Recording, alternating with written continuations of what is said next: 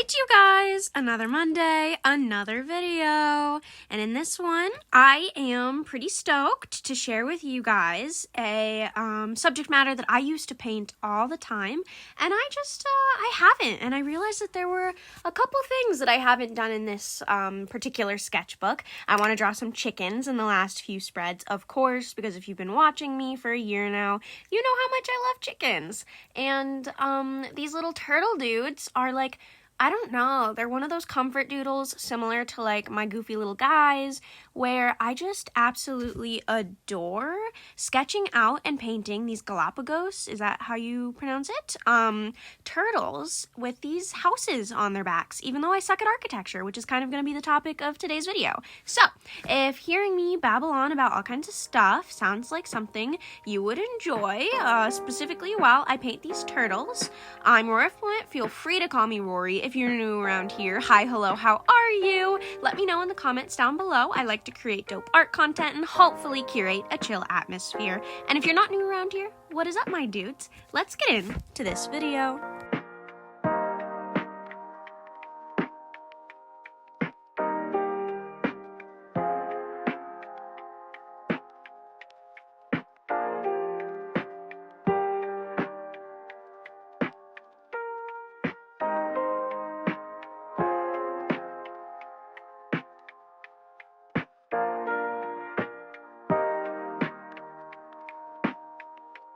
As you guys can sort of see, I decided to go ahead and include a good chunk of my sketching process. Now, as I mentioned in previous videos recently, my computer took a giant shit all over everything, and it's okay. It's like the worst version of the MacBook, I guess. I don't know. I've done some research into it, and when I was going into college, I guess the newest MacBook wasn't actually the best MacBook, but my dad and I were so unfamiliar with Apple that he just got me the newest and hopefully best Mac, and turns out the thing sucked ass. Okay, it was terrible, and I am very happy to not have to deal with it anymore, but at the same time, the only thing that I was using it for anymore was editing these videos. So when it took a giant shit and stopped exporting, I had a panic attack because I had all of this footage on the computer and a fully edited video that I just couldn't fucking use. So I did some quick Googling, figured some shit out, and I am currently using my iPad, which means that I can only have as much footage as my iPad storage allows, and I don't have like an iPad Pro. It's something that I'm personally probably going to invest in rather than getting a new computer because I feel like it will benefit me more. You know, long-term goals, I'd love to be able to sell my art to you guys, and you know, I want to start looking into Patreon as a way to start doing that, but at the same time, that also, as a side note, includes like looking into how much it is to like bulk buy like 10 to 15 little prints of things, and you know, I don't know, it's a little overwhelming, so I haven't quite looked into it yet, but I know that I did ask that question a few months ago. I have kept in mind that a few of you did say that you wanted and would participate in a Patreon, and it is sort of like a short-term goal of mine to get that started. Hopefully in the next few months I will feel comfortable doing that. So all of that to say, I'm editing on my iPad, and my iPad only has so much storage. So you guys got a little bit of the sketching process, but not all of it, because I did have to cut some of the footage of this particular spread. I spent like a really long time on it. Per usual, if you guys have watched me before, you know the sketchbook spreads takes forever, and the Procreate videos take like absolutely no time at all because they come so easy to me. I recently actually got a comment about potentially doing like a breakdown of my Procreate process and like tips and tricks that I've learned. Now, I wouldn't consider myself exactly an expert in Procreate, but I'm happy to kind of sit down and do that. If that sounds like something you guys would enjoy, let me know. And yeah, to wrap up this little thought, I hope that you guys liked seeing a little bit more of my sketching process. I know the last couple videos, I don't believe that I included it, just because time, and sometimes sketching with the camera is a little bit annoying, but you know, whatever.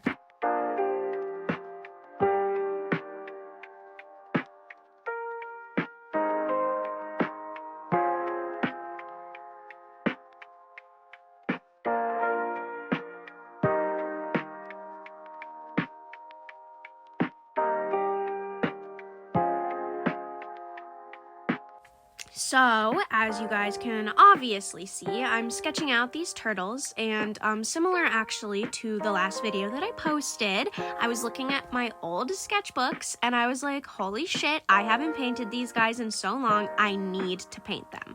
But the one thing that was always killer about them is that I loved putting little houses on the backs of these, like, giant Galapagos tortoises? They're not turtles, they're tortoises, aren't they? I think I said turtles in the intro. Forgive me for that, but these tortoises that live like really fucking long, and they're gargantuan. I've seen them in a few different zoos and like rehabilitation centers, and I adore them. And it's by no means, you know, like a new concept to put something on the back of a tortoise shell, but at the same time, I really love the way that I doodle them up, and I really like that. Actually, originally, I believe that the entire reason I started doing this was just to get a little bit more practice with architecture, because fuck architecture, it's kind of hard and annoying, and one little mistake looks really egregious and is just like super apparent, and I don't like it. But yeah, originally it was a way for me to start practicing a little bit more architecture, and I haven't done like any of that in this sketchbook, so I wanted to just go ahead and draw these turtles, and I kind of just like Googled cottages on Pinterest and just sort of took inspiration from that and tried to see, you know, what I was, I guess, like capable of drawing, you know, because like sometimes I feel like you can bite off more than you can chew, and so I really wanted to keep it simple and square. I get a little bit more experimental with the middle tortoise, which is actually my favorite one of the whole spread. You guys will see I kind of experiment a little bit with the actual house moving, like with the tortoise and the flow of what's happening, and I think if I were to do this again, I would continue that on to like every single one of the tortoises that is on this spread. Despite what it may look like on this sketchbook spread, I do actually have a little bit of practice drawing architecture kind of professionally. I actually took a class in my design degree, and that class was advertising illustration, and in it we had to learn retail design. And the sort of major capstone project for that section in retail design was the, it was the designing of the outside of 2 buildings. And so it was a lot of fun, and we did have to be really technical and specific about it. And I'm not being technical or specific in this spread. I'm sure you guys can kind of tell. But yeah, I would say that, you know, it gave me a little bit more practice, a little bit more confidence and assurance in being able to draw, like, buildings in general, but it was a lot more about the actual design of the logo on the building, the look and aesthetic, the feel, the choosing of the light fixtures and the door frames, and just, you know, like, all the added details and everything. I guess if I have an image of it, I'll go ahead and, like, pop it up here, because I guess that trails perfectly into one of the topics I wanted to bring up. I actually figured out that there is a button in the iPad version of CapCut called Overlay, and if you click on that, it's not like what I thought, which was that it would just be a bunch of overlay textures and things. Actually, I can have images and I think other videos pop up over top of the main video track that I have. So that was really exciting, because last video I was pretty disappointed that I could not figure out how to get an image of Mac up on the screen. So I'm gonna go ahead and like pop up a couple images of my baby boy so you can see him in all of his glory. And honestly, even further than that, I've also kind of participated, I guess. I didn't build the actual model, but I did create the, I created the entire, oh my god, I'm blanking. It's not like I went to this, you know, I completed a bachelor's degree in this for 3 years, but, what am I trying to say? My mind is kind of blanking on the technical terms, but basically I created the entire design theme for an exhibit and model that we built that I'll probably share up here now that I know how to do overlays. So my point being, I do know how to have, I guess, like more technical skill, but applying that here to like a sketchbook spread is a little bit different, a little bit more difficult, I would say, and I don't know, houses just don't like come very naturally to me. I do like the way that most of them on this spread ended up turning out. I really love the one that I'm working on currently in the video, and I love the roof texture that I end up putting on the, I guess the house on the back of the tortoise that is like in pond water. But I really wouldn't say that I have a good grasp on how to draw these houses. I'm better than I used to, and I would kind of like to continue to integrate architecture and stuff into my sketchbook spreads a little bit more. Maybe that'll be like a little bit of a goal for my next sketchbook, because I am almost finished with this one. Finally, it's been so long. This thing is way too big. I'm never getting a sketchbook this big again. But yeah, so I definitely feel like when it comes to like houses and just overall architecture, I'd love to go ahead and give that a little bit more of a go. Maybe some like signage would be really fun to doodle up, especially because it ties into my degree, graphic design, VCD, whatever you want to call it. And yeah, actually, I really like that idea. I kind of want to like note that down and remember it a little bit, because I think drawing some signage in my next sketchbook would be a lot of fun.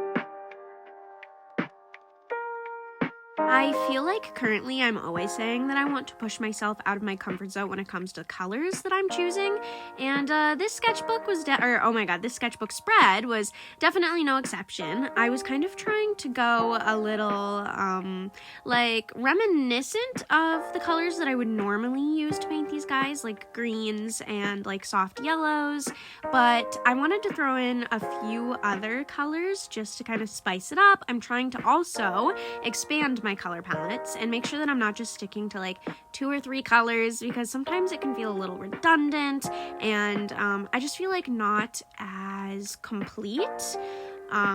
Especially when those colors are a little bit too similar to each other in tone or hue. So yeah, I tried to go ahead and add a few other colors. That orange that I'm kind of obsessed with currently, Gothite, love that color.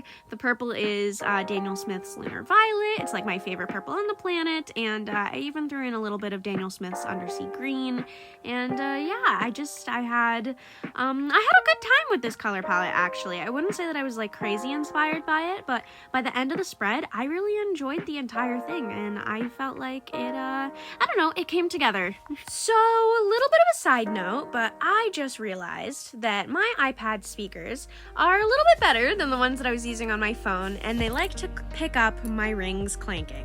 So, I'm probably going to start taking them off from now on during these voiceovers, but in this particular video, if you hear it, please note that I do know, I am aware, and I'm going to try really hard to not clank them on anything, like the side of my iPad while I'm talking. I'm a very like handsy person when I'm talking, so when I have all of my rings on, and I have a ring on every single finger, and they're big and chunky and kind of gothic, you know, they like to make a lot of noise, and so normally it kind of just adds to my voice, I guess, and the way that I'm talking. But at the same time, during a voiceover, if you're hearing like small clanking noises, just know that it's my my rings, but I'm gonna try for the rest of the video and from now on during my voiceovers to be a little bit more conscientious of that.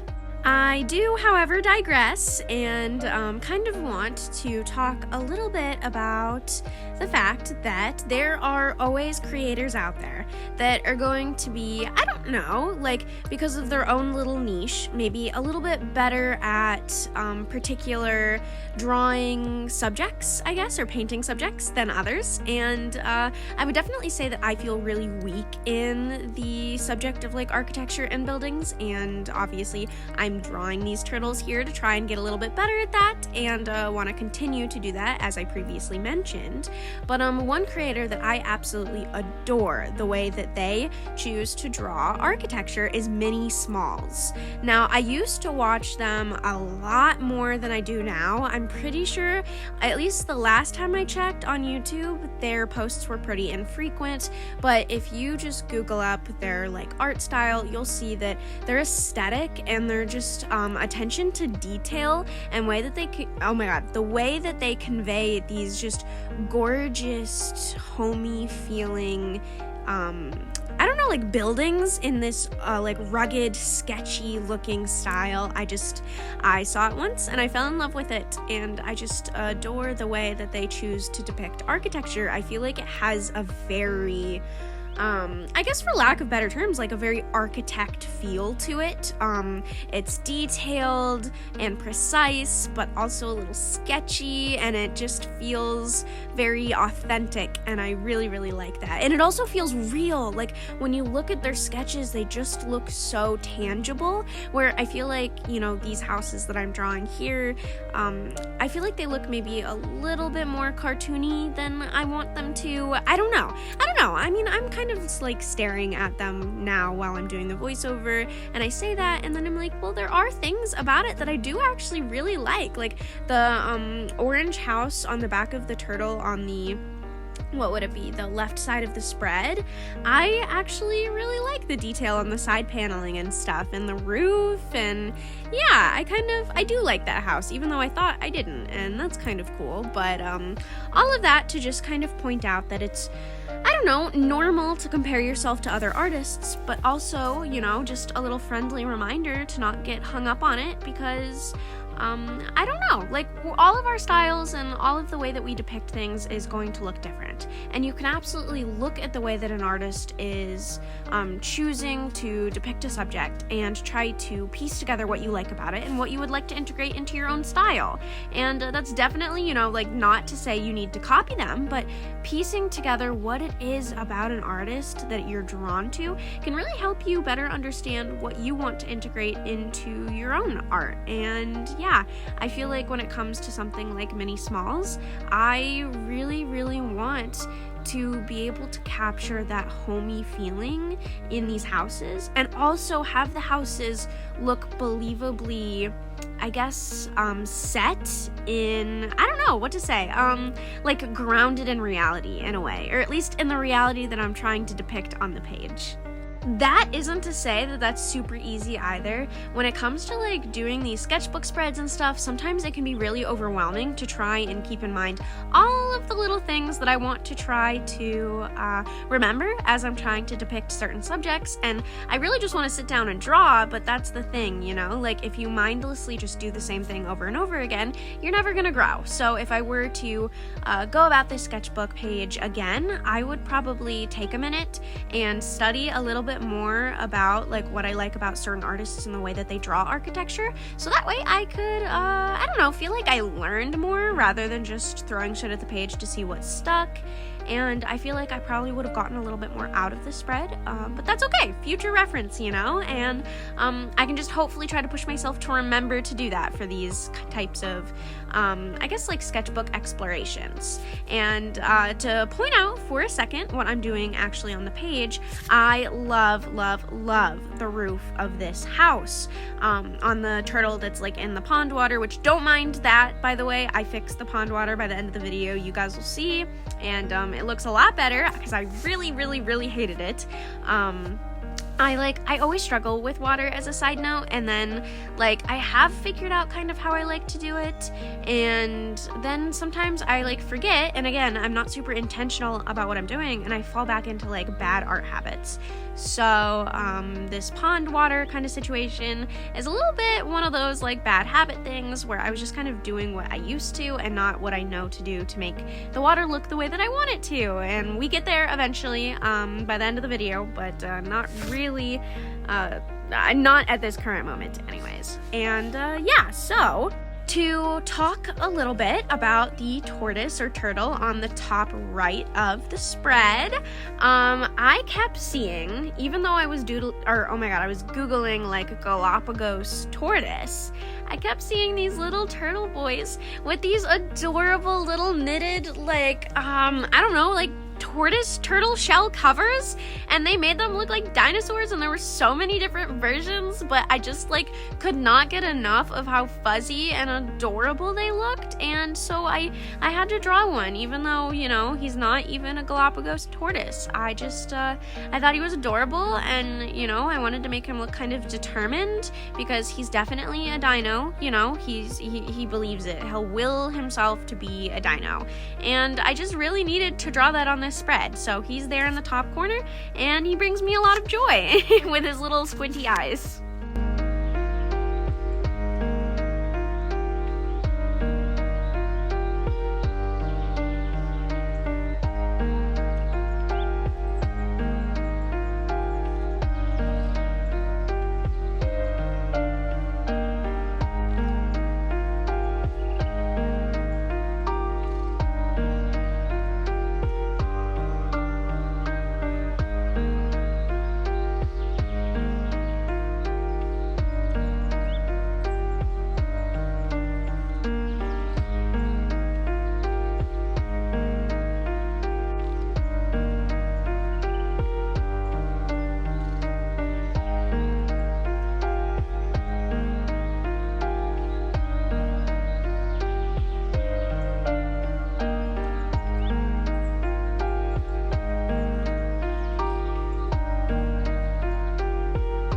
As you can see, I'm doing the same old, where I am choosing kind of parts of the sketchbook spread that I really liked and trying to draw more attention to those pieces by putting some color blocking in the background. It also helps activate space, and I'm kind of just adding my final touches, doing my thing per usual, not to bore any of you who have watched my videos before with the same kind of outro as always. But I don't know, it's kind of nice to wrap up the video by just talking about the last little details that I'm trying to put into the spread before I say goodbye. And so yeah, I'm just kind of adding those little filler details that I love to do, and I still haven't actually fixed the pond water yet, I don't believe. You guys really won't see that until a few seconds from now.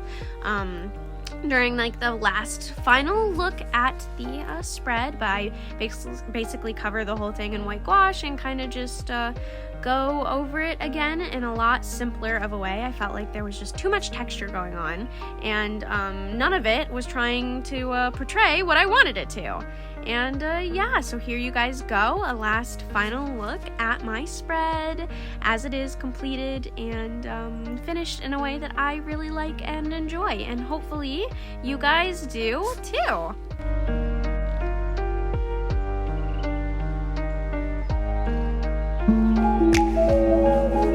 Thank you guys so much for watching my video. I really do hope that you liked it. I hope the voiceover wasn't too rambly. I know I got a little off topic and a little distracted at times, and sometimes I can't even remember if I finished the point that I was trying to make. But yeah, I really appreciate you guys, especially the ones that stay till the very end of the